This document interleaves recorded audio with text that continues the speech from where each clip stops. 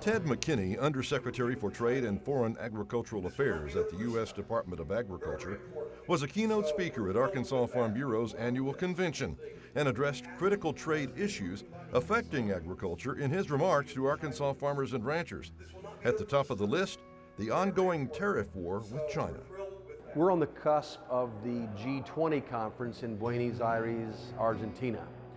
I so hope, and many others do, that we can see President Trump come together with President Xi Jinping of China to start to bring to a slow halt, maybe a fast halt, these issues involving trade, particularly with China. The reason it's taken so long is we just haven't seen our friends in China tell us with any conviction they're going to quit stealing our stuff and they're going to quit forcing our companies into forced technology transfer. Those are bright lines in the sand, and so I'm hopeful that here, the third or fourth time we've met, we'll get some resolution. If that can happen, I think we can start to see our way forward to some resolution. But we got to cross that bridge, and we got to get our friends in China to tell us that first.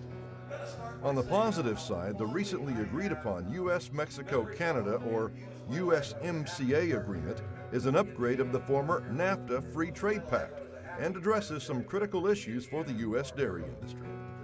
Well, it is a good document, and by the way, it doesn't just open doors for great new pronounced additional exports.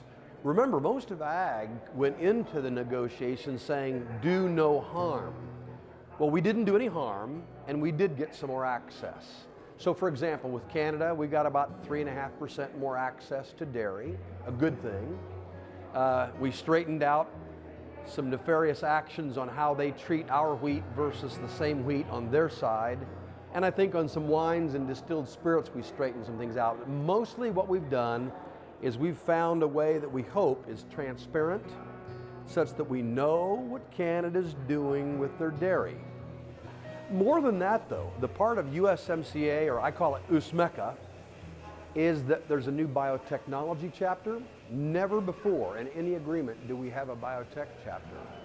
And the other one is a completely rewritten sanitary, phytosanitary chapter. For those that don't know trade and SPS issues, that's where most countries find a soft underbelly to screw you, and they have.